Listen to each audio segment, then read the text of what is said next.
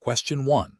Governance review demonstrates that a patient is complaining of significant glare and difficulty seeing clearly, especially at night.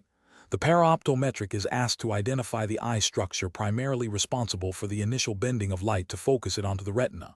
Which ocular structure fits this description? Option A, cornea. Option B, iris. Option C, retina. Option D, lens. The correct answer is A, cornea. Explanation. Scenario analysis.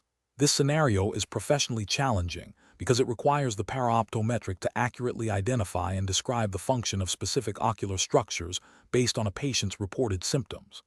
Misidentification or misunderstanding of these structures can lead to incorrect patient education, inappropriate preliminary assessments, and potentially delayed or misdirected care. The paraoptometric must bridge the gap between the patient's subjective experience and objective anatomical knowledge.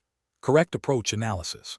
The correct approach involves precisely identifying the cornea as the primary refractive surface of the eye.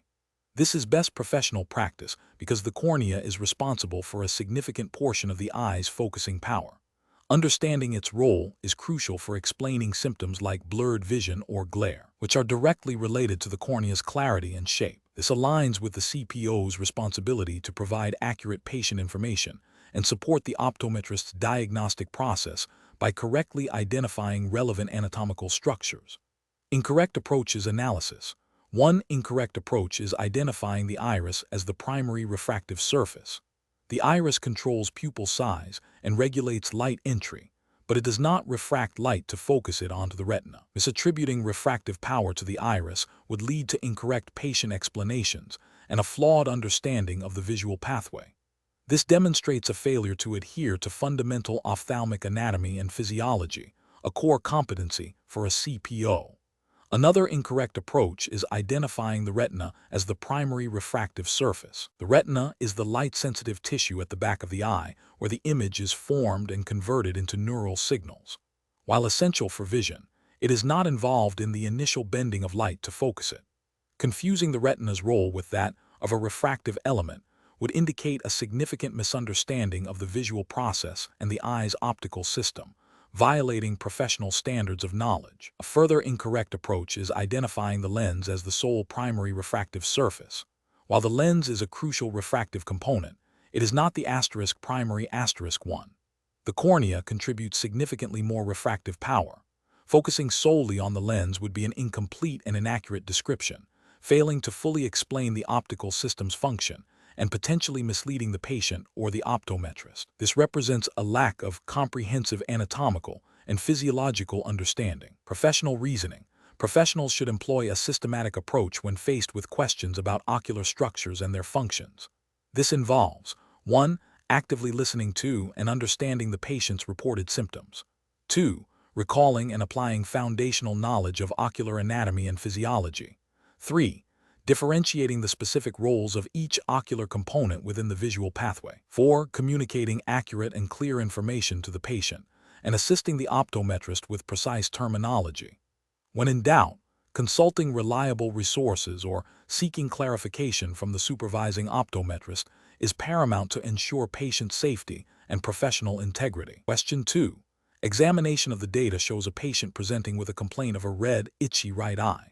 The paraoptometric observes mild conjunctival injection and a small amount of clear, watery discharge. What is the most appropriate initial action for the certified paraoptometric (CPO) in this scenario? Option A. Advise the patient to purchase over-the-counter antihistamine eye drops for immediate relief. Option B. Perform a detailed examination of the conjunctiva, noting any discharge, foreign bodies, or signs of inflammation, and document all findings for the supervising optometrist. Option C. Inform the patient that they likely have a viral infection and recommend rest. Option D. Apply a topical anesthetic to the eye to assess for corneal involvement. Correct answer is B. Perform a detailed examination of the conjunctiva, noting any discharge, foreign bodies, or signs of inflammation, and document all findings for the supervising optometrist. Explanation. Scenario analysis. A paraoptometric encounters a patient presenting with a red, irritated conjunctiva. The challenge lies in accurately assessing the conjunctiva's condition, differentiating between common irritations and more serious pathologies, and determining the appropriate course of action within the scope of practice as defined by CPO regulations. Misidentification or misjudgment can lead to delayed treatment, inappropriate management, or unnecessary referrals, impacting patient care and potentially violating professional standards. Correct approach analysis. The correct approach involves a systematic examination of the conjunctiva, noting its color, presence of discharge, foreign bodies, or any signs of inflammation or edema. This aligns with the CPO's role in assisting the optometrist with diagnostic procedures and patient care. By meticulously documenting findings and communicating them clearly to the supervising optometrist, the paraoptometric ensures that the optometrist has the necessary information for an accurate diagnosis and treatment plan, adhering to the CPO's responsibility to support the optometrist's diagnostic and therapeutic decisions as outlined in CPO guidelines. Incorrect approaches analysis. One incorrect approach is to immediately assume a minor irritant and recommend over-the-counter remedies without a thorough examination or consultation with the optometrist.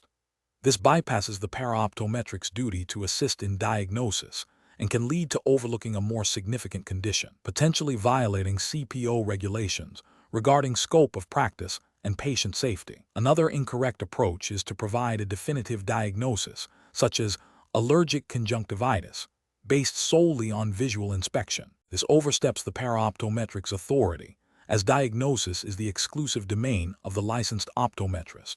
Such an action would be a direct violation of CPO Practice Acts and ethical guidelines. A third incorrect approach is to dismiss the patient's symptoms as insignificant and fail to document the findings or report them to the optometrist. This constitutes a failure to provide adequate patient care and a breach of professional responsibility, potentially leading to adverse patient outcomes and contravening CPO standards for patient management and communication. Professional reasoning. Professionals should approach such situations by prioritizing patient safety and adhering strictly to their defined scope of practice. A systematic approach to examination, thorough documentation, and clear, timely communication with the supervising optometrist are paramount. When in doubt, seeking clarification or deferring to the optometrist's judgment is always the most responsible course of action. This decision-making process ensures that patient care is optimized and that all actions are compliant with CPO regulations and ethical standards. Question 3. Performance analysis shows a myopic patient previously corrected with -3.00 sphere is being refracted. During the subjective refraction after the initial -3.00 sphere is placed in the phoropter, the patient states, "It feels like too much minus, I can see a little bit of blur." What is the most appropriate next step for the paraoptometric to take? Option A. Revert to the previous prescription of -3.00 sphere without further testing. Option B. Immediately reduce the minus sphere power by 0.25 diopters. Option C. Systematically increase the minus sphere power in small increments to determine the point of maximum visual acuity. Option D. Introduce plus sphere power to alleviate the perceived blur. Correct answer is C. Systematically increase the minus sphere power in small increments to determine the point of maximum visual acuity. Explanation. Scenario analysis. This scenario is professionally challenging because it requires the paraoptometric to interpret subjective patient feedback in the context of objective optical principles and the specific refractive error identified. The challenge lies in balancing the patient's perceived comfort with the need to achieve optimal visual acuity and binocular function, all while adhering to the established scope of practice for a certified paraoptometric (CPO) within the U.S. regulatory framework. Misinterpretation can lead to suboptimal vision correction, patient dissatisfaction, and potential regulatory noncompliance. Correct approach analysis. The correct approach involves understanding that while patient comfort is important, the primary goal of refraction is to provide the clearest, most comfortable, and single binocular vision. This means the paraoptometric must critically evaluate the patient's subjective responses in relation to the objective findings and the principles of lens correction. For a myopic patient experiencing blur with a minus lens, the paraoptometric should systematically explore further minus power to determine the point of maximum visual acuity. As per standard optometric practice and implied by CPO training, which emphasizes assisting in the refractive process. This systematic approach ensures that the prescription is optimized for the patient's visual needs, aligning with the ethical obligation to provide competent care and the regulatory expectation that CPOs function under the supervision of an optometrist to facilitate accurate refractive outcomes.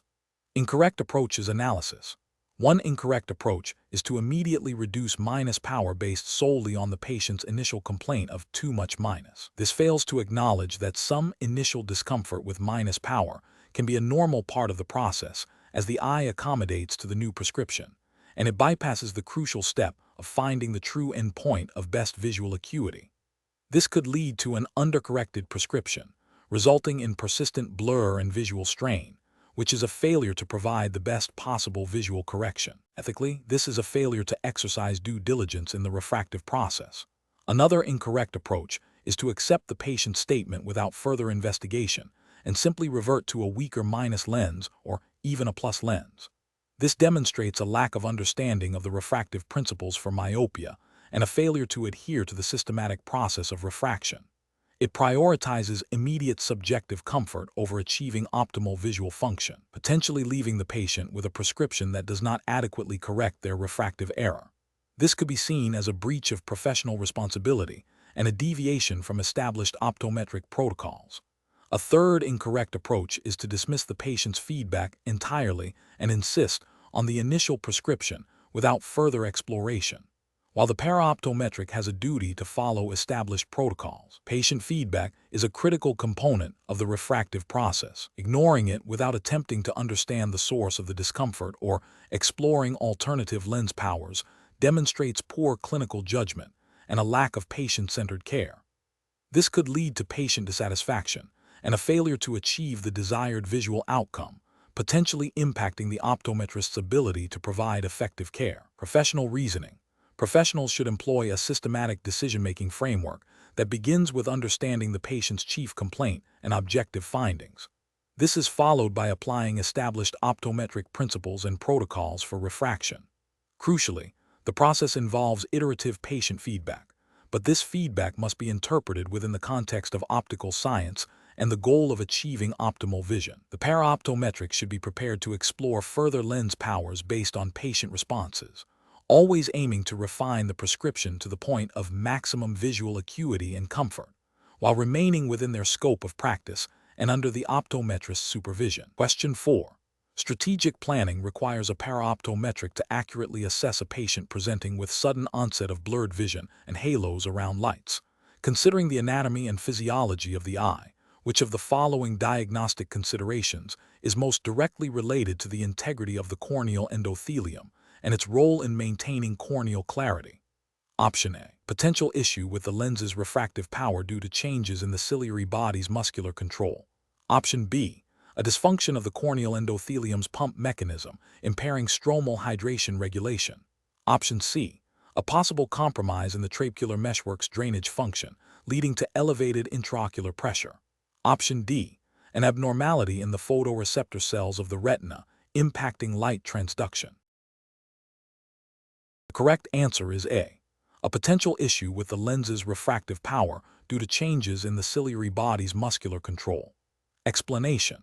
This scenario presents a professional challenge due to the need to interpret and apply knowledge of ocular anatomy and physiology in a patient care context, specifically when a patient exhibits symptoms that could indicate a serious underlying condition. Paraoptometric must not only identify the anatomical structures involved, but also understand their function and how dysfunction manifests. This requires a nuanced understanding beyond rote memorization, demanding analytical skills to connect observed signs with potential pathologies. The correct approach involves a systematic assessment of the patient's reported symptoms in relation to the known anatomy and physiology of the eye. This includes considering the pathway of light, the structures responsible for refraction, accommodation, and visual processing, and how disruptions to these can lead to specific visual disturbances. Best professional practice, as guided by the Certified Paraoptometric (CPO) framework, mandates a thorough patient history, objective measurements, and the ability to recognize deviations from normal function. This approach ensures patient safety by prioritizing the identification of potentially sight-threatening conditions and facilitating timely referral to the optometrist for definitive diagnosis and management. Adherence to CPO standards of care requires the paraoptometric to act within their scope of practice, which includes assisting the optometrist in data collection and patient assessment, and recognizing when further professional intervention is necessary. An incorrect approach would be to dismiss the patient's symptoms without a comprehensive anatomical and physiological correlation. For instance, focusing solely on a superficial symptom without considering the underlying ocular structures responsible for that symptom's manifestation would be a failure. This could lead to misdiagnosis or delayed diagnosis, potentially violating ethical obligations to provide competent care and regulatory requirements to act in the patient's best interest.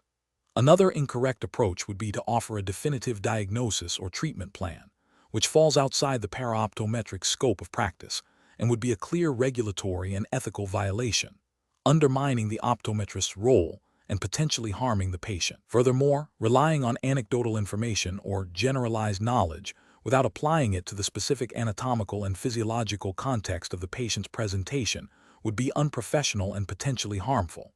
The professional decision-making process in such situations should involve a structured approach. First, actively listen to and document the patient's chief complaint and associated symptoms. Second, correlate these symptoms with the relevant anatomical structures and physiological processes of the eye. Third, perform appropriate objective tests and measurements as directed by the optometrist or within the paraoptometric scope of practice. Fourth, recognize any findings that deviate from normal and consider potential underlying causes based on anatomical and physiological principles. Finally, communicate these findings clearly and concisely to the supervising optometrist, enabling them to make an informed diagnosis and treatment plan. This iterative process ensures that patient care is grounded in scientific understanding and professional responsibility. Question 5.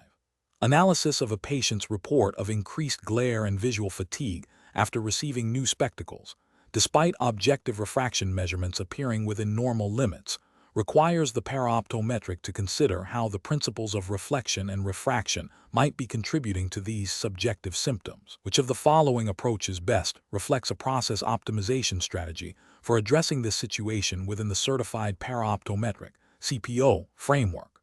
Option A.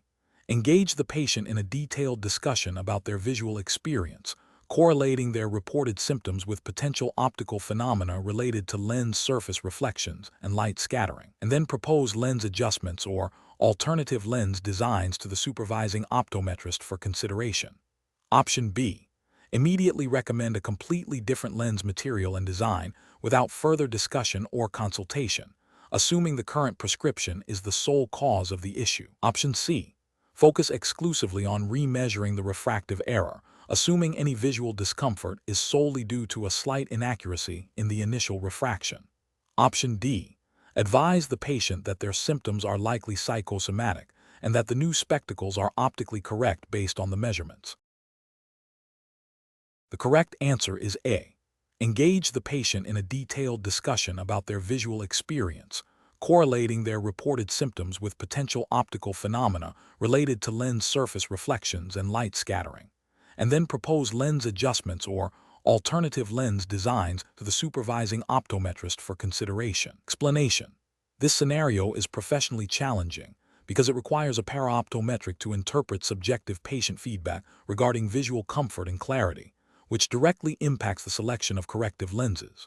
The challenge lies in translating subjective patient experience into objective lens choices that align with the paraoptometric scope of practice and ethical obligations under the Certified Paraoptometric (CPO) framework. Careful judgment is required to ensure patient safety and satisfaction while adhering to professional standards. The correct approach represents best professional practice because it prioritizes patient-centered care and evidence-based decision-making. By actively listening to the patient's description of their visual experience, e.g., glare, halos, visual fatigue, and correlating it with the principles of reflection and refraction, the paraoptometric can make informed recommendations for lens adjustments or alternative lens types. This aligns with the CPO's responsibility to assist the optometrist in providing optimal vision care, which includes understanding how different lens designs and materials interact with light to affect visual perception. The CPO must operate within their defined scope of practice, which includes understanding optical principles relevant to lens selection and patient comfort, and escalating complex cases to the supervising optometrist. An incorrect approach that involves dismissing the patient's subjective complaints without further investigation is professionally unacceptable. This fails to uphold the ethical duty of care and can lead to patient dissatisfaction and potentially suboptimal vision correction. It demonstrates a lack of empathy and a failure to engage in a thorough assessment, which are fundamental to patient care. Such an approach could be seen as a breach of professional conduct by not adequately addressing the patient's reported visual issues. Another incorrect approach, such as unilaterally prescribing a lens type without considering the patient's specific complaints or the underlying optical principles, is also professionally unacceptable. This bypasses the necessary diagnostic and evaluative steps, potentially leading to an inappropriate lens prescription. It oversteps the paraoptometric's role by making a definitive prescription decision without the full diagnostic context or the optometrist's direct oversight for such decisions. This could violate regulations regarding the scope of practice for paraoptometrics. A third incorrect approach, focusing solely on objective measurements from diagnostic equipment without integrating the patient's subjective feedback, is also flawed. While objective data is crucial, it does not capture the full picture of the patient's visual experience. Ignoring subjective reports means missing vital clues about how the lenses are performing in real-world visual tasks and can lead to a prescription that is technically accurate but functionally inadequate for the patient. This demonstrates a failure to perform a comprehensive assessment, which is a cornerstone of ethical and effective patient care. The professional decision-making process for similar situations should involve a systematic approach. Actively listen to and document the patient's subjective complaints. Correlate these complaints with known principles of reflection and refraction and how they relate to lens performance. Consider objective findings from diagnostic tests. Evaluate potential lens adjustments or alternative lens options that could address the reported issues. And consult with the supervising optometrist when necessary, especially for complex cases or when exceeding the paraoptometric's defined scope of practice. This iterative process ensures that patient needs are met within the established professional and regulatory boundaries. Question 6. The efficiency study reveals that a patient reports significant discomfort and a pulling sensation when attempting to look upwards and inwards simultaneously. Considering the primary actions of the extraocular muscles and their respective cranial nerve innervations, which combination of muscle actions and their primary innervating cranial nerve is most likely contributing to this patient's reported discomfort? Option A. Superior oblique muscle action, CN Roman 4, and lateral rectus muscle action, CNVI. Option B. Superior rectus muscle action, CN Roman 3, and lateral rectus muscle action, CNVI. Option C. Inferior rectus muscle action, CN Roman 3, and medial rectus muscle action, CN Roman 3. Option D. Superior rectus muscle action, CN Roman 3, and medial rectus muscle action, CN Roman 3. The correct answer is D. Superior rectus muscle action, CN Roman 3, and medial rectus muscle action, CN Roman 3. Explanation: scenario analysis. This scenario presents a challenge because a paraoptometric must interpret subjective patient reports of visual discomfort during specific eye movements and correlate them with potential underlying muscle dysfunction. The difficulty lies in accurately identifying the affected extraocular muscles and their respective cranial nerve innervation based on the described symptoms, requiring a nuanced understanding of ocular motility and its neurological control. Misinterpretation could lead to incorrect diagnostic impressions or delayed appropriate referrals. Correct approach analysis. The correct approach involves systematically correlating the patient's reported discomfort during specific gaze directions with the known actions of the extraocular muscles and their innervating cranial nerves. For instance, pain or difficulty with upward gaze suggests potential issues with the superior rectus, CN Roman 3, or inferior oblique, CN Roman 3. Pain with adduction points to the medial rectus, CN Roman 3, and so on. This methodical process ensures that the paraoptometric is applying their knowledge of ocular anatomy and physiology to the clinical presentation, aligning with the paraoptometric scope of practice to gather and document objective and subjective findings that aid the optometrist in diagnosis. This aligns with the CPO's role in assisting the optometrist by providing detailed and accurate patient information. Incorrect approaches analysis. One incorrect approach would be to dismiss the patient's symptoms as nonspecific or unrelated to ocular muscle function without further investigation. This fails to uphold the professional responsibility to thoroughly assess all reported symptoms and could violate ethical guidelines regarding patient care and thoroughness. It also ignores the potential for underlying neurological or muscular issues that fall within the paraoptometric's observational and reporting duties.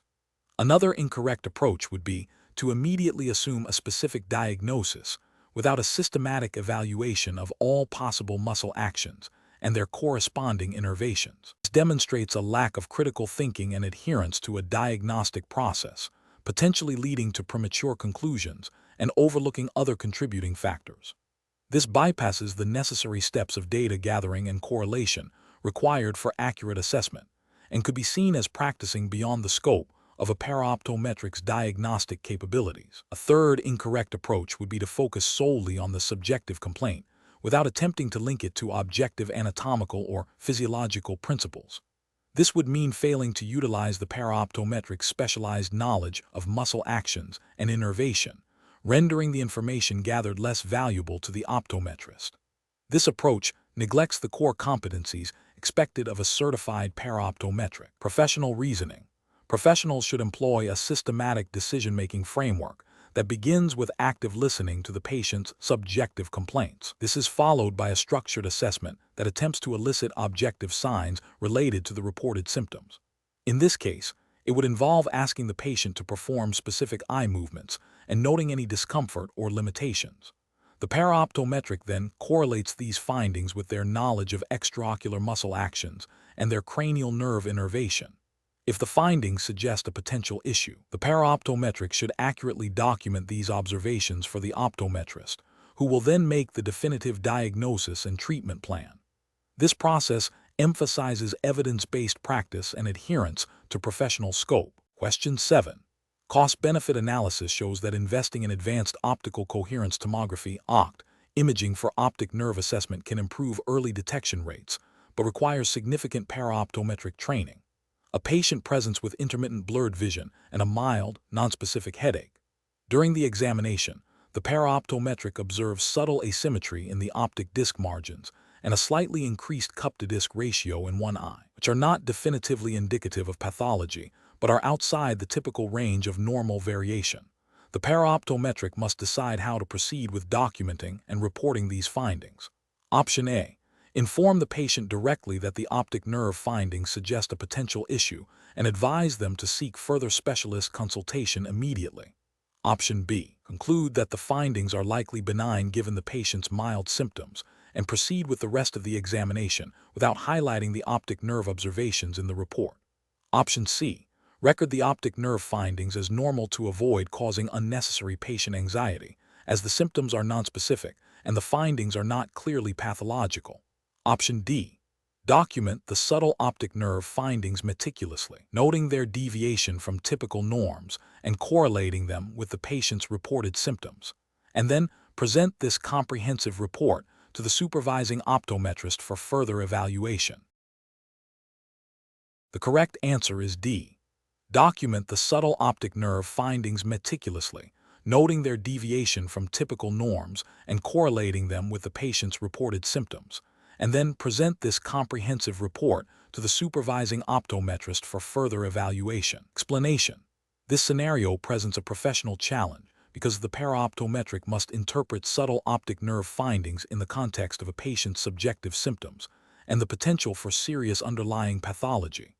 The paraoptometric's role is to gather and present objective data accurately, but also to recognize when that data suggests a deviation from normal that warrants further investigation by the optometrist. The challenge lies in distinguishing between benign variations and signs of disease, and in communicating these findings effectively to the supervising optometrist without overstepping the paraoptometric scope of practice. The correct approach represents best professional practice because it prioritizes patient safety and accurate diagnostic information.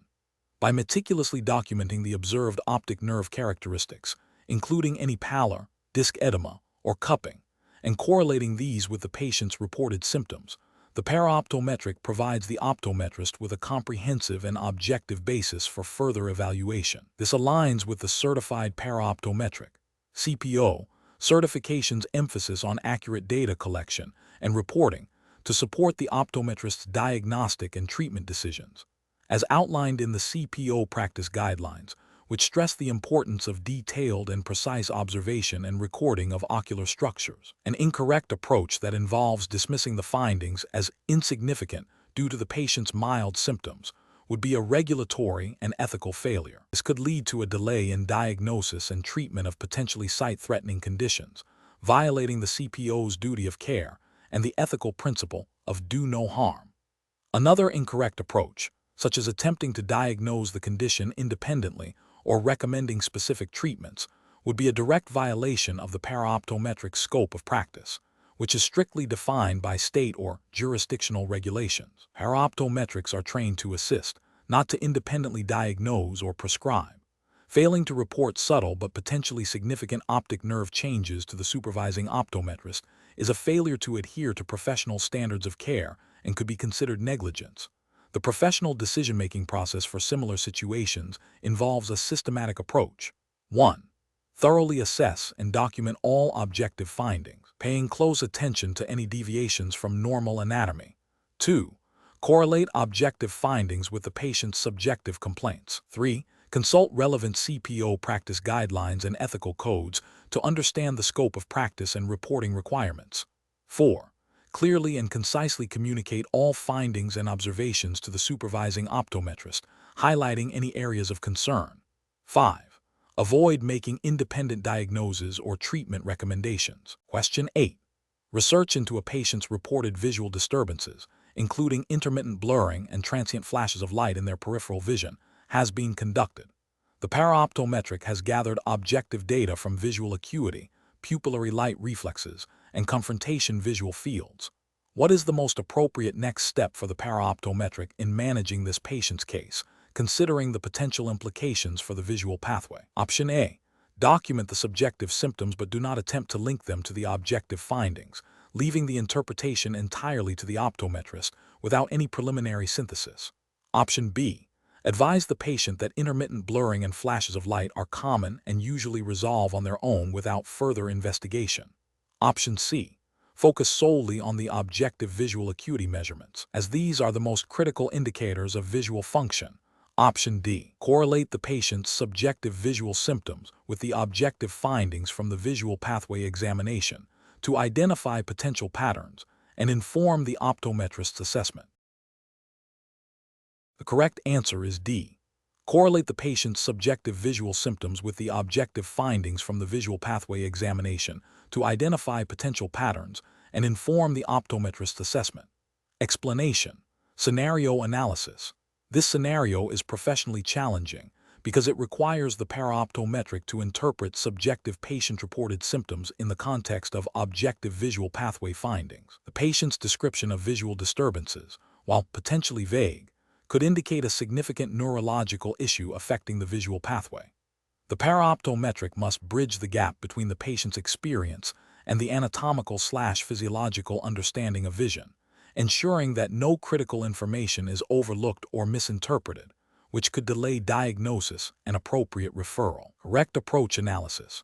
The correct approach involves meticulously documenting the patient's subjective complaints and correlating them with objective findings from the visual pathway examination.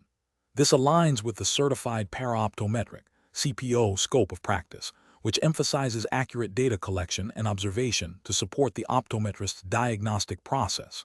By systematically reviewing the patient's reported symptoms, e.g., visual field defects, scotomas, transient visual obscurations, and comparing them to the results of tests like visual acuity, confrontation visual fields, pupillary light reflexes, and potentially color vision testing, the paraoptometric can identify patterns suggestive of specific lesions within the visual pathway: retina, optic nerve, optic chiasm, optic tracts, lateral geniculate nucleus, optic radiations, or visual cortex. This thorough correlation is crucial for providing the optometrist with a comprehensive and accurate picture, enabling timely and appropriate management. This approach upholds ethical responsibilities to patient care by ensuring all relevant information is gathered and presented for clinical decision-making. Incorrect approach is analysis. One incorrect approach would be to dismiss the patient's reported visual disturbances as nonspecific or minor, without a thorough correlation with objective findings. This fails to acknowledge the potential severity of symptoms related to the visual pathway, and could lead to a delay in identifying serious conditions such as optic neuritis, glaucoma, or even intracranial lesions. Ethically, this constitutes a failure to provide diligent care and could violate professional standards of practice by not adequately investigating a patient's reported symptoms. Another incorrect approach would be to focus solely on objective findings and disregard the nuances of the patient's subjective description. While objective data is vital, the patient's qualitative description of their visual experience can provide critical clues about the location and nature of a visual pathway defect that might not be immediately apparent from standard tests. Ignoring these subjective reports would be a failure to gather complete patient information, hindering the optometrist's diagnostic capabilities and potentially leading to an incomplete assessment. This also represents a breach of the paraoptometric's duty to gather comprehensive patient data. A third incorrect approach would be to attempt to diagnose the specific condition based on the subjective symptoms alone without adequate objective correlation. The paraoptometric's role is to collect and present data, not to make definitive diagnoses, which falls under the optometrist's purview. Attempting to diagnose prematurely based on subjective information without objective validation is outside the scope of practice and could lead to misdiagnosis and inappropriate patient management, posing a significant ethical and professional risk. Professional reasoning. When faced with subjective patient complaints related to vision, a paraoptometric should employ a systematic decision-making process. First, actively listen to and thoroughly document the patient's reported symptoms, including their onset, duration, character, and any associated factors. Second, conduct a comprehensive examination of the visual pathway, utilizing appropriate diagnostic tools and techniques. Third, meticulously correlate the subjective complaints with the objective findings, looking for consistencies and discrepancies. Fourth, present this integrated information clearly and concisely to the supervising optometrist, highlighting any areas of concern or potential significance. This structured approach ensures that patient care is prioritized, diagnostic accuracy is maximized, and professional responsibilities are met. Question 9. The performance metrics show a consistent pattern of patients reporting a fuzzy or distorted quality to their vision, particularly when looking at fine details or at the periphery of their visual field, despite their refractive error being within expected parameters. This feedback is occurring across a range of spectacle prescriptions. Option A. Conclude that the reported visual distortions are a normal adaptation period for all new prescriptions and require no further investigation. Option B. Assume the patients are experiencing a psychological response to their new glasses and require reassurance. Option C. Investigate potential lens aberrations or issues with lens centration that could be contributing to the reported visual distortions and discuss these findings with the optometrist. Option D. Advise patients that their visual system is simply not capable of perceiving fine details clearly and that this is an unresolvable issue. The correct answer is C. Investigate potential lens aberrations or issues with lens centration that could be contributing to the reported visual distortions, and discuss these findings with the optometrist. Explanation. Scenario analysis. This scenario is professionally challenging because it requires the paraoptometric to interpret subjective patient feedback regarding visual comfort and clarity in relation to objective optical principles. The challenge lies in bridging the gap between a patient's perception of their vision and the underlying optical reasons for that perception, ensuring the patient's visual needs are met while adhering to professional standards. Correct approach analysis. The correct approach demonstrates best professional practice by prioritizing the patient's subjective experience and correlating it with fundamental optical principles. This aligns with the ethical obligation to provide patient-centered care, ensuring visual comfort and optimal function. By considering how lens aberrations or incorrect prescription parameters might manifest as specific visual complaints, the paraoptometric can guide the optometrist towards an accurate diagnosis and effective solution, adhering to the CPO's scope of practice, which includes assisting in patient education and understanding of visual phenomena. Incorrect approach is analysis. One incorrect approach fails by dismissing the patient's subjective complaints as insignificant without a thorough optical investigation. This disregards the patient's reported experience, potentially leading to an incomplete or inaccurate assessment, and violates the principle of patient-centered care. Ethically, it suggests a lack of diligence in addressing the patient's concerns. Another incorrect approach errs by focusing solely on objective measurements, without considering how these measurements translate into the patient's visual experience. While objective data is crucial, it must be interpreted in the context of the patient's reported symptoms. Failing to do so can lead to a disconnect between the prescribed correction and the patient's actual visual needs, potentially causing discomfort or dissatisfaction, which is contrary to the goals of optometric care. A further incorrect approach is to make assumptions about the cause of visual discomfort without consulting the optometrist or considering all relevant optical factors. This oversteps the paraoptometric's role and could lead to misdiagnosis or inappropriate recommendations, violating professional boundaries and potentially compromising patient care. Professional reasoning. Professionals should approach such situations by actively listening to and validating the patient's subjective complaints. They should then systematically consider how basic optical principles, such as lens power, prism, aberrations, like spherical or chromatic aberration, and pupillary distance, could be contributing to the reported symptoms. This involves a process of elimination and correlation, using the patient's description to narrow down potential optical causes. Collaboration with the optometrist is paramount, presenting both the objective findings and the patient's subjective experience to facilitate a comprehensive diagnostic and treatment plan. This systematic, patient-focused, and collaborative approach ensures ethical and effective care. Question 10. Stakeholder feedback indicates that some patients undergoing contrast sensitivity testing report significant discomfort with the testing environment, leading to potential anxiety and impacting their ability to cooperate. As a certified paraoptometric, CPO, how should you best address this implementation challenge to ensure accurate and reliable test results while maintaining patient well-being? Option A. Immediately discontinue the contrast sensitivity test and reschedule for another day, advising the patient to try to relax more before their next appointment. Option B. Proceed with the contrast sensitivity test as scheduled, explaining to the patient that the discomfort is a necessary part of the testing process and they must tolerate it. Option C. Acknowledge the patient's discomfort, explore potential adjustments to the testing environment, e.g., lighting, seating, or the testing procedure itself, and document any modifications made before proceeding with the test. Option D. Inform the patient that contrast sensitivity testing is not a mandatory part of the examination, and offer to skip it entirely if they are uncomfortable. The correct answer is C. Acknowledge the patient's discomfort, explore potential adjustments to the testing environment, e.g., lighting, seating, or the testing procedure itself, and document any modifications made before proceeding with the test. Explanation.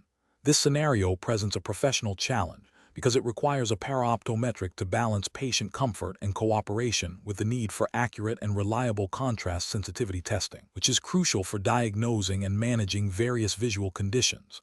The paraoptometric must interpret subjective patient feedback while adhering to objective testing protocols and regulatory guidelines for paraoptometric practice.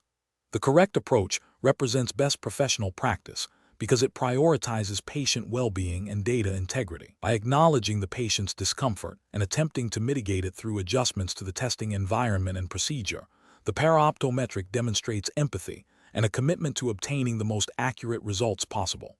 This aligns with ethical principles of patient care and the regulatory framework for paraoptometrics, which emphasizes performing tests competently and ensuring patient comfort.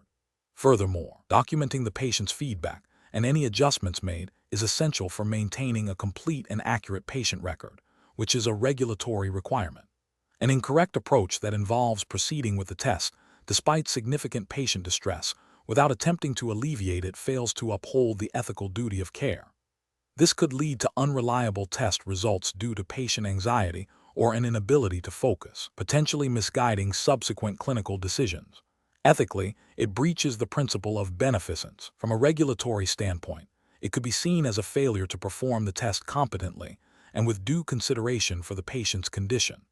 Another incorrect approach, such as immediately discontinuing the test and rescheduling without exploring any potential modifications, might be seen as an overreaction or a lack of problem-solving initiative. While patient comfort is paramount, a paraoptometric is expected to attempt reasonable adjustments before resorting to rescheduling, provided it does not compromise the integrity of the test or the patient's well-being. This could be viewed as a failure to exercise professional judgment within the scope of practice. A third incorrect approach, such as ignoring the patient's feedback and insisting the test must be completed as initially planned, directly disregards the patient's subjective experience and can lead to a breakdown in the patient-provider relationship. This approach is ethically unsound, as it prioritizes procedure over the individual's needs and may also violate regulatory expectations for patient-centered care. The professional decision-making process in such situations should involve active listening to the patient's concerns, assessing the severity of their discomfort, identifying potential causes for the discomfort related to the testing environment or procedure, and then implementing appropriate, evidence-based adjustments to optimize the testing experience and data quality. This iterative process of assessment, intervention, and reassessment, while documenting all steps, is key to providing high-quality care within the paraoptometric scope of practice. Question 11. Which approach would be most ethically and professionally sound for a certified paraoptometric (CPO) who has identified a potential error in lens formula application that differs from their understanding of standard practice, but whose supervising optometrist has dismissed the concern? Option A. Document the discrepancy and the optometrist's response in the patient's chart, then politely request a re-evaluation of the lens formula by the supervising optometrist, citing the specific concern. Option B. Immediately recalculate the lens formula independently and dispense the lenses based on their own calculation, assuming the optometrist made an error. Option C. Ignore the discrepancy to avoid conflict and maintain a harmonious working relationship with the supervising optometrist. Option D. Discuss the perceived error with the patient, explaining their own interpretation of the lens formula and suggesting they seek a second opinion from another practice. The correct answer is A. Document the discrepancy and the optometrist's response in the patient's chart, then politely request a re-evaluation of the lens formula by the supervising optometrist, citing the specific concern. Explanation. This scenario presents a professional challenge because the paraoptometric has identified a discrepancy in lens formula application that could impact patient vision and safety, yet the supervising optometrist has dismissed the concern.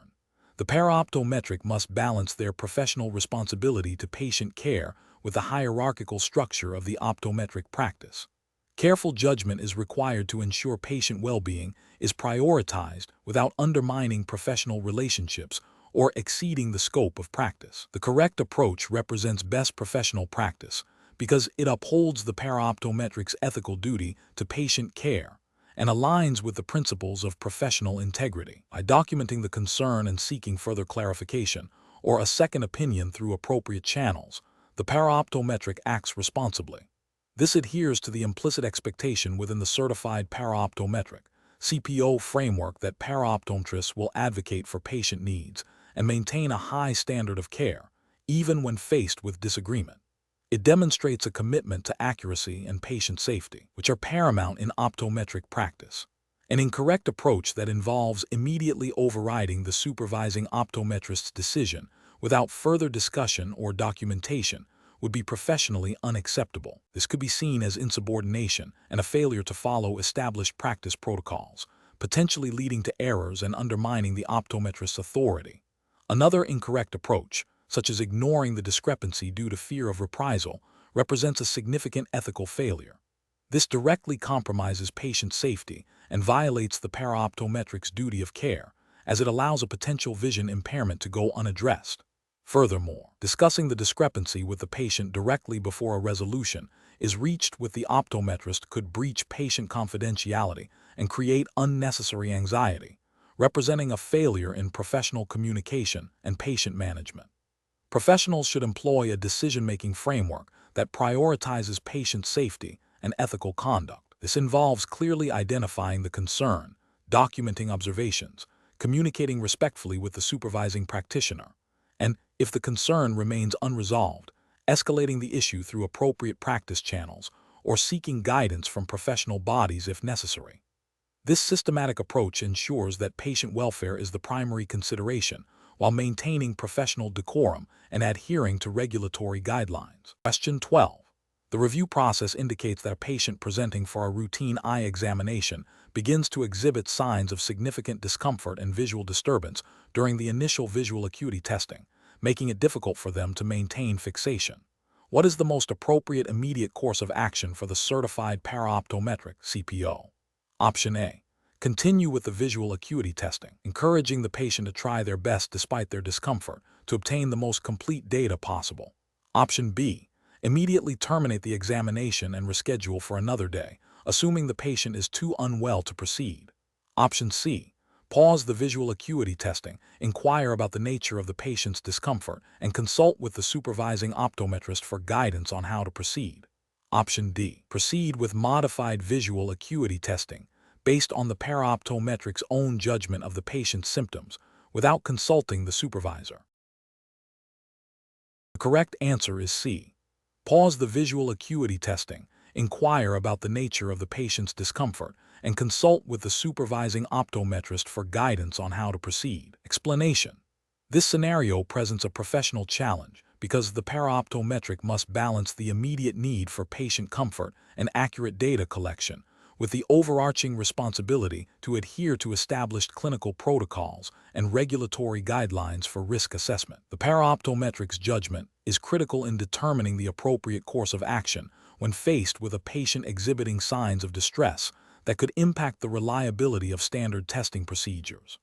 The correct approach represents best professional practice because it prioritizes patient safety and the integrity of clinical data. By recognizing the potential impact of the patient's symptoms on the testing environment and proactively seeking guidance from the supervising optometrist, the paraoptometric demonstrates adherence to the principle of do no harm and ensures that diagnostic procedures are conducted under optimal conditions. This aligns with the Certified Paraoptometric (CPO) certification's emphasis on ethical conduct and the importance of maintaining accurate patient records, which are foundational to providing quality eye care. Furthermore, consulting with the supervising optometrist is a direct application of the paraoptometric scope of practice, which necessitates collaboration and escalation of care when patient conditions warrant it. An incorrect approach that involves proceeding with standard testing, despite the patient's visible discomfort and potential for inaccurate results, fails to adequately assess risk. This could lead to misdiagnosis or incomplete data, potentially harming the patient by delaying appropriate treatment or leading to unnecessary interventions. Ethically, this approach violates the duty of care owed to the patient. From a regulatory standpoint, it could be considered a failure to follow established clinical protocols for patient assessment and management, potentially leading to a breach of professional standards. Another incorrect approach, such as immediately terminating the examination without attempting to understand the cause of the patient's distress or consulting with the supervisor, might be perceived as overly cautious and could inconvenience the patient unnecessarily. While patient comfort is paramount, a complete cessation of care without further investigation or consultation may not be the most efficient or effective use of clinical resources and could be seen as a failure to exercise professional judgment in managing the situation. This could also be viewed as a deviation from the expected level of patient management within the paraoptometric's role. Finally, an approach that involves making assumptions about the cause of the patient's symptoms and proceeding with modified testing without explicit direction from the supervising optometrist is also professionally unsound. This bypasses the established hierarchy of care and could lead to inappropriate testing or misinterpretation of results. It represents a failure to adhere to the collaborative nature of optometric care and could result in a deviation from standard diagnostic procedures, potentially compromising patient care and violating regulatory expectations for supervised practice. Question 13. The analysis reveals that a patient presents for a routine eye examination, and the paraoptometric is tasked with measuring their best-corrected visual acuity. The patient reports that their current glasses feel off, but cannot articulate precisely how. What is the most critical initial step the paraoptometric must take before proceeding with the visual acuity measurement to ensure accuracy and adherence to professional standards? Option A. Form a subjective refraction to determine the patient's current refractive error, and then measure visual acuity with the newly determined prescription. Option B. Ask the patient to describe in detail the specific visual disturbances they are experiencing with their current glasses. Option C. Measure the visual acuity with the patient's current glasses, and then attempt to improve it using a pinhole occluder. Option D. Proceed directly to measuring visual acuity with the patient's current glasses, noting their subjective complaint. The correct answer is A. Perform a subjective refraction to determine the patient's current refractive error, and then measure visual acuity with the newly determined prescription. Explanation. This scenario presents a challenge because accurately measuring visual acuity is foundational to optometric care, impacting diagnosis, treatment, and patient safety. The paraoptometric must ensure the measurement is both precise and ethically conducted, adhering to established protocols and the scope of practice defined by the Certified Paraoptometric (CPO) certification. The risk lies in obtaining a measurement that is either inaccurate due to procedural error or misleading due to a failure to account for influencing factors, potentially leading to misdiagnosis or inappropriate management. The correct approach involves a systematic and thorough assessment that accounts for potential confounding variables and adheres to standardized testing procedures. This ensures the obtained visual acuity is a reliable indicator of the patient's visual function. Best professional practice dictates that the paraoptometric must verify the patient's refractive correction is optimal before proceeding with acuity testing, as an uncorrected or improperly corrected refractive error will artificially depress visual acuity. Furthermore, ensuring proper lighting, chart distance, and patient cooperation are critical for accurate results. This aligns with the CPO's responsibility to perform delegated tasks with competence and integrity, prioritizing patient well-being and accurate data collection as mandated by optometric standards of care. An incorrect approach would be to proceed with visual acuity measurement without first confirming the patient is wearing their most appropriate refractive correction. This is a regulatory and ethical failure, because it violates the principle of obtaining the best possible visual outcome for the patient. The resulting visual acuity measurement would not reflect the patient's true potential and could lead to an incorrect assessment of their visual status. Another incorrect approach would be to rush the testing process, failing to ensure adequate patient understanding or comfort, or to ignore signs of patient fatigue or difficulty. This is ethically problematic as it compromises the quality of care and the validity of the data. It also fails to uphold the paraoptometric's duty to provide care in a manner that respects the patient's dignity and needs. The professional decision-making process for similar situations should begin with a clear understanding of the task's objective, to obtain an accurate and reliable measurement. This involves anticipating potential issues that could affect the outcome. The paraoptometric should then systematically address these potential issues, starting with the most impactful, such as ensuring optimal refractive correction. If any aspect of the testing environment or patient condition is suboptimal, the paraoptometric must take steps to rectify it or document the limitations. This methodical approach, grounded in established protocols and ethical considerations, ensures that the data collected is meaningful and supports sound clinical decision-making. Question 14. Market research demonstrates that a significant portion of patients seeking reevaluation report persistent visual discomfort and eye strain, even after recent prescription updates. A patient presents with complaints of intermittent double vision and headaches, particularly when reading for extended periods, and states their current glasses feel off, despite a recent, uneventful refraction. Considering the potential for underlying extraocular muscle dysfunction contributing to these symptoms, which of the following actions best aligns with the certified paraoptometric's role in assisting with diagnosis and management under optometric supervision? Option A. Immediately refer the patient to a strabismus specialist without conducting any preliminary assessments of their binocular vision. Option B. Suggest the patient try over-the-counter reading glasses to see if that alleviates their symptoms, bypassing further clinical investigation. Option C. Advise the patient that visual discomfort after prescription updates is common and suggest they simply try to adapt to the new lenses. Option D. Perform a comprehensive battery of tests to assess extraocular muscle function, including cover tests, phoria measurements, and vergence amplitudes, to identify any potential imbalances. Correct answer is D. Perform a comprehensive battery of tests to assess extraocular muscle function, including cover tests, foria measurements, and vergence amplitudes, to identify any potential imbalances. Explanation: this scenario presents a professional challenge because it requires the paraoptometric to interpret and act upon subjective patient feedback regarding visual discomfort, which can be influenced by various factors beyond simple refractive error. The paraoptometric must distinguish between a potential underlying extraocular muscle issue and other common causes of visual strain, ensuring patient safety and accurate diagnosis. Careful judgment is required to avoid misattributing symptoms and delaying appropriate intervention. The correct approach represents best professional practice because it prioritizes a systematic, evidence-based evaluation of the patient's symptoms. By performing specific tests for extraocular muscle function, the paraoptometric is directly investigating the suspected etiology. This aligns with the CPO's scope of practice to assist in the diagnosis and management of ocular conditions, including those related to binocular vision and extraocular muscle function, under the supervision of an optometrist. This approach ensures that the patient's concerns are thoroughly addressed and that any potential muscle imbalance is identified and documented for further optometric assessment and management. An incorrect approach that involves simply adjusting the prescription without further investigation fails to address the root cause of the patient's discomfort.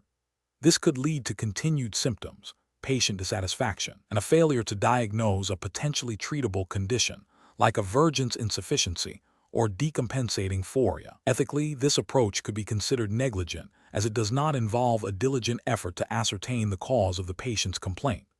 Another incorrect approach, such as dismissing the patient's symptoms as subjective and not requiring further testing, is professionally unacceptable. Patient-reported symptoms are crucial diagnostic clues.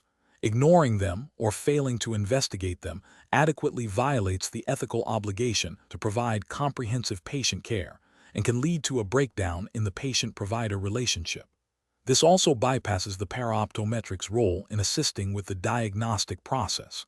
A further incorrect approach, such as immediately referring the patient to a specialist without performing any preliminary extraocular muscle testing, might be premature.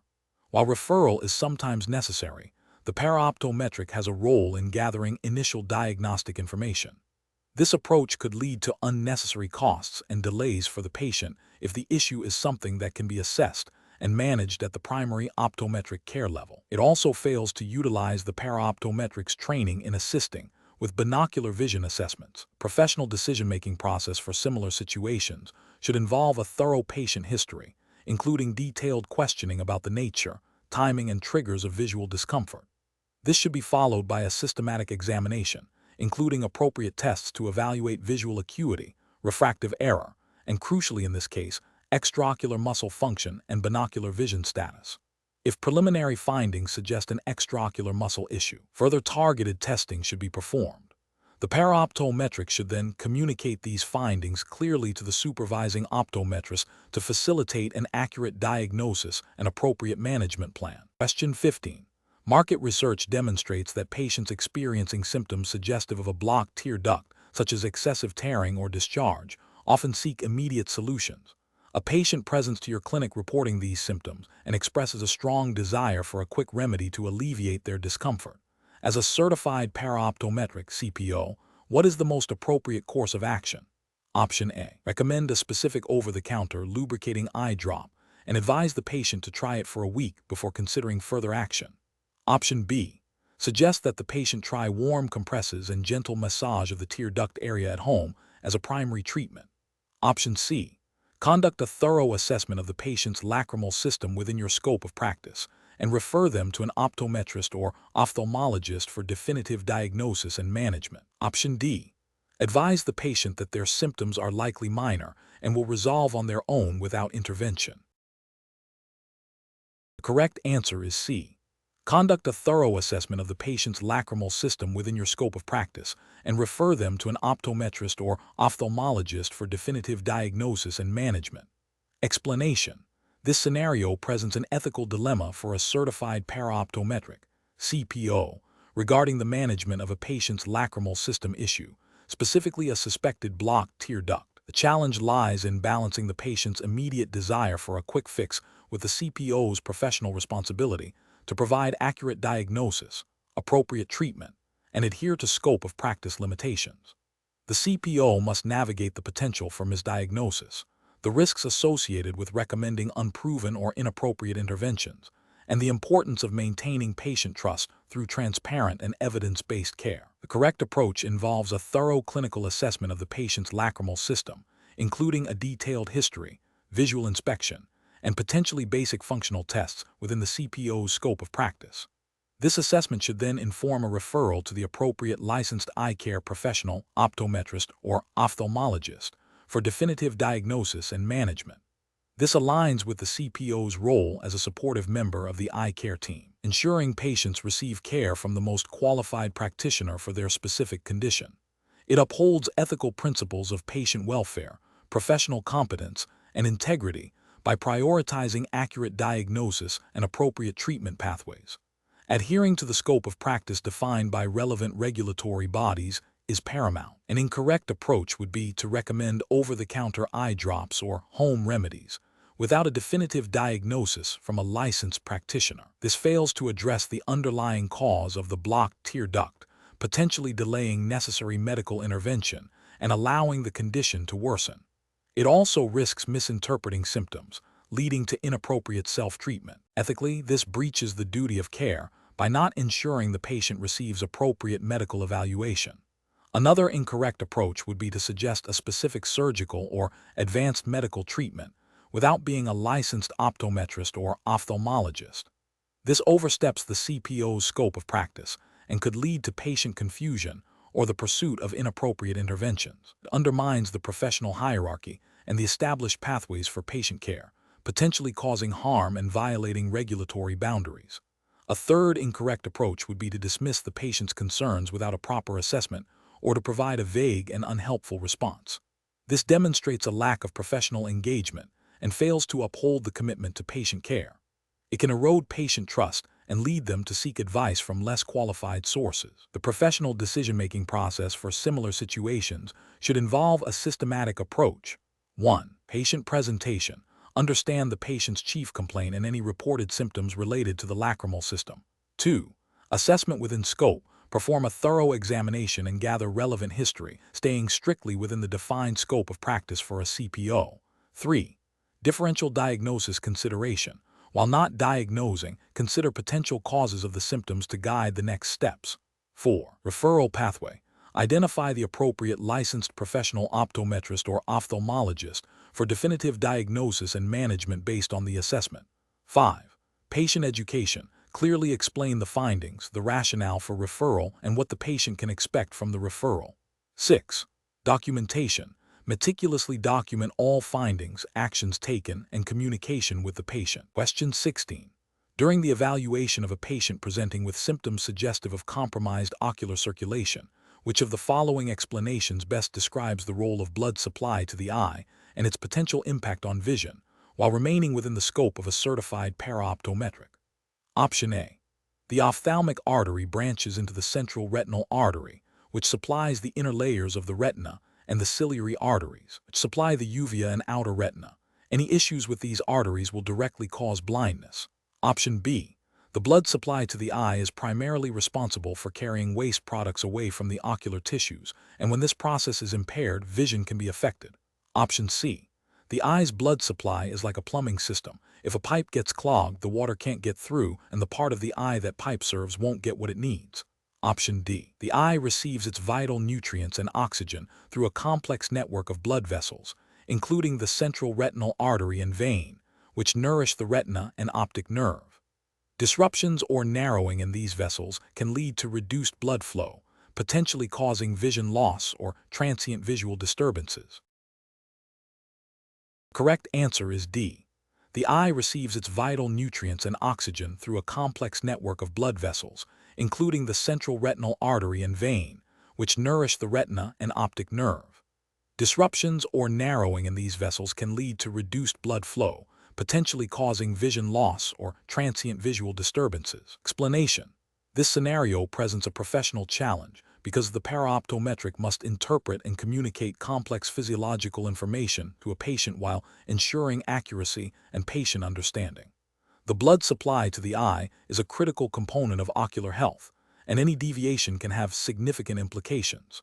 The paraoptometric's role is to support the optometrist by gathering and relaying information, but they must do so within their scope of practice and with a clear understanding of the underlying science. Misinterpreting or oversimplifying this information could lead to patient anxiety, misunderstanding, or even noncompliance with recommended treatment or follow-up. The correct approach represents best professional practice because it accurately reflects the physiological basis of the patient's condition and its relationship to blood supply, using clear and understandable language. It prioritizes patient education and empowers the patient to ask further questions, fostering a collaborative approach to care. This aligns with the ethical imperative to provide clear, accurate, and understandable information to patients, enabling informed decision-making. It also respects the paraoptometric scope of practice by focusing on explaining established physiological concepts rather than diagnosing or prescribing. An incorrect approach that focuses solely on the symptoms without explaining the underlying vascular mechanism fails to provide a complete picture and may leave the patient feeling uninformed about the root cause of their issue. This can lead to a lack of engagement with their eye health. Another incorrect approach that uses overly technical jargon without simplification risks confusing the patient, potentially leading to misinterpretation and anxiety. Effective communication requires tailoring information to the patient's level of understanding. A third incorrect approach that makes definitive statements about prognosis or treatment based on blood supply alone, without the optometrist's direct involvement, oversteps the paraoptometric scope of practice. This could lead to misinformation and undermine the optometrist's authority and the patient's trust in the clinical team. The professional decision-making process for similar situations involves 1. Understanding the patient's condition and its physiological basis. 2. Identifying the relevant information to convey. 3. Translating complex medical information into clear, patient-friendly language. 4. Ensuring the information is accurate and within the paraoptometric scope of practice. 5. Encouraging patient questions and feedback to confirm understanding. 6. Recognizing when to defer to the optometrist for diagnosis, prognosis, or treatment recommendations. Question 17. The performance metrics show that a patient undergoing a visual acuity test consistently reports difficulty seeing a small, flashing light presented in their peripheral vision, even when their central visual acuity is recorded as 20/20. The paraoptometric notes that the patient's pupils are equally reactive, and there is no visible abnormality in the anterior segment of the eye. Based on the structure of the eye and the patient's reported symptoms, which of the following is the most likely area of the eye that is contributing to this observation? Option A, the cornea and its refractive properties. Option B, the peripheral retina and its associated nerve fibers. Option C, the lens and its ability to focus light. Option D, the iris and its control over pupil size. The correct answer is B, the peripheral retina and its associated nerve fibers. Explanation: scenario analysis.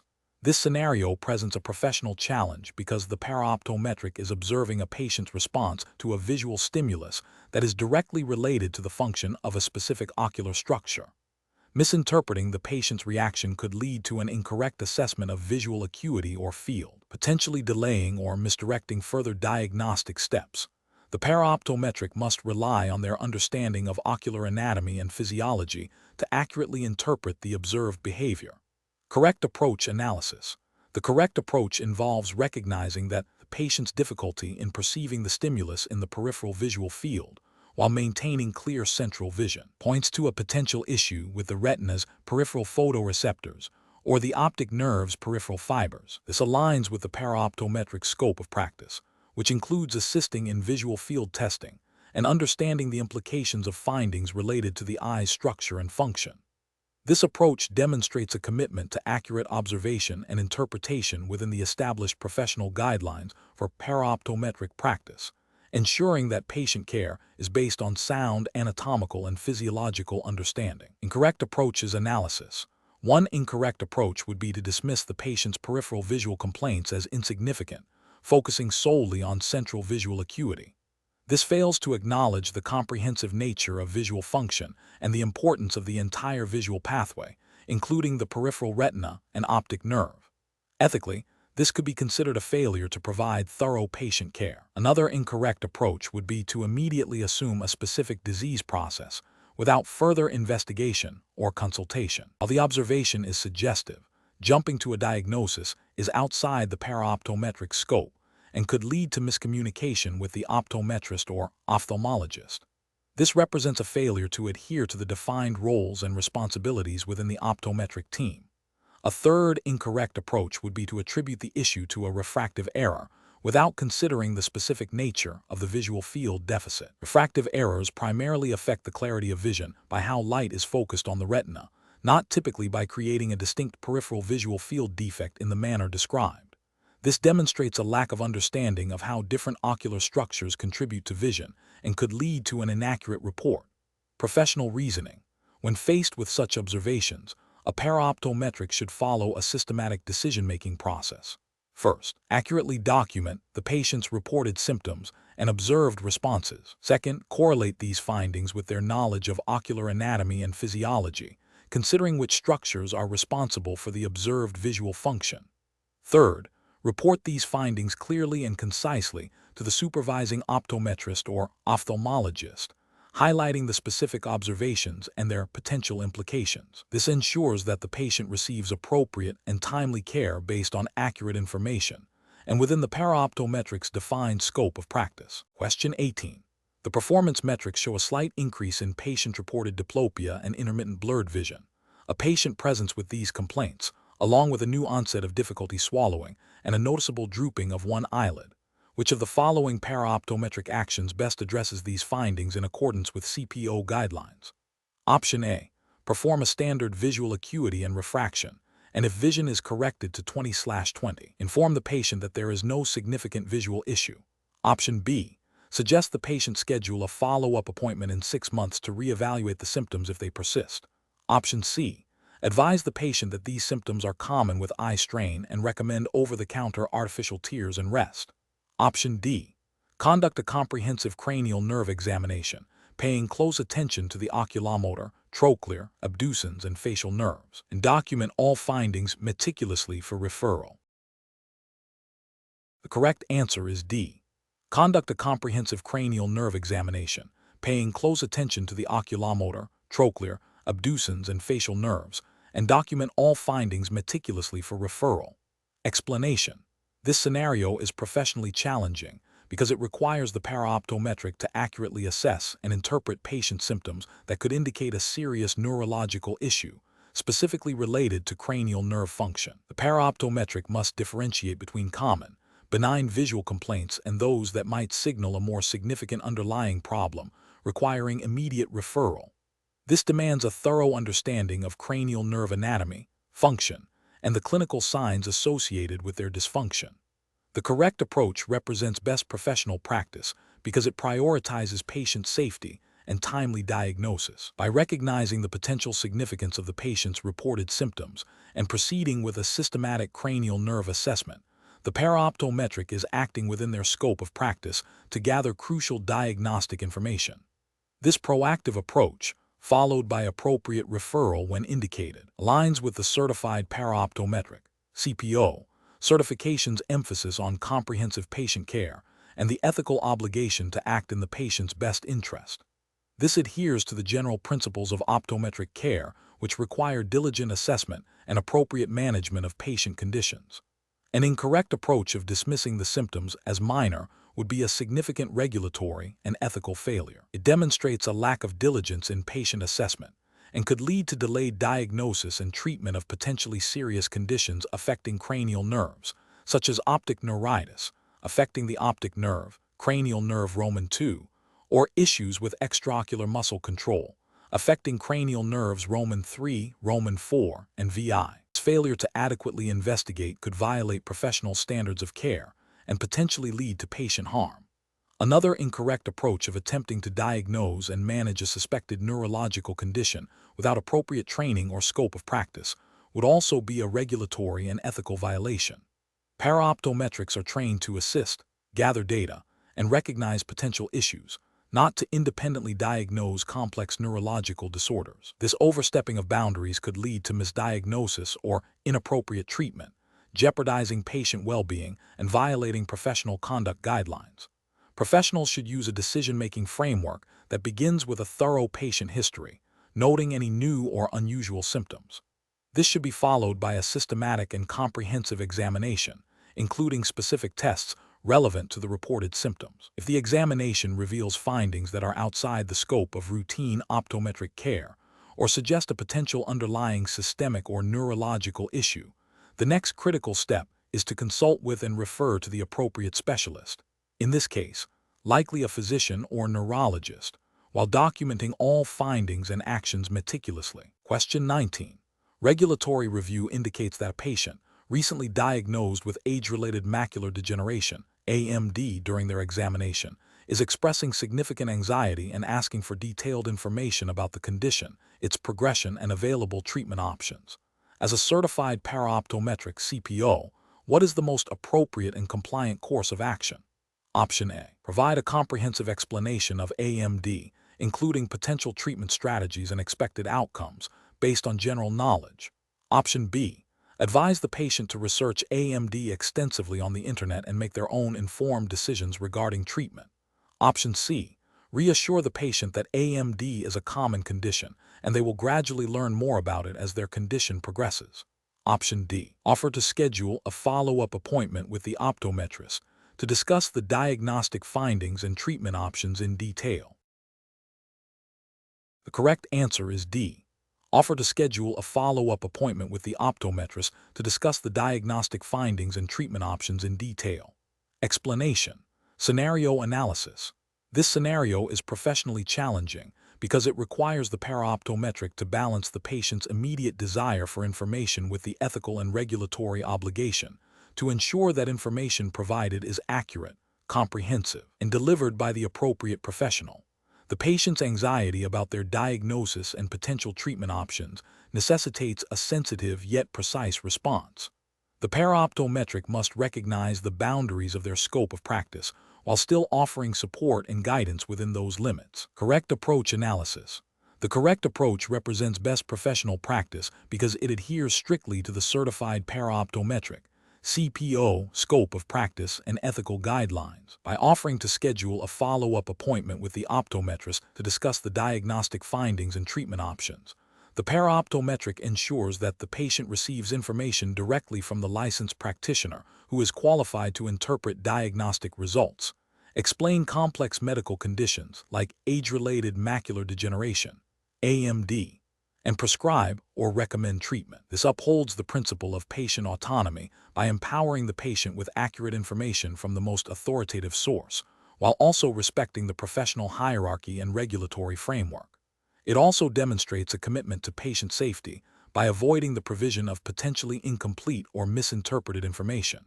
Incorrect approaches analysis, providing a detailed explanation of AMD, including potential treatment options and prognosis, without the direct supervision or explicit instruction of the optometrist, constitutes a regulatory and ethical failure. This action oversteps the paraoptometric's defined scope of practice, which typically involves assisting the optometrist, performing specific tests, and preparing patients for examination, but not independently diagnosing, explaining complex medical conditions, or discussing treatment plans.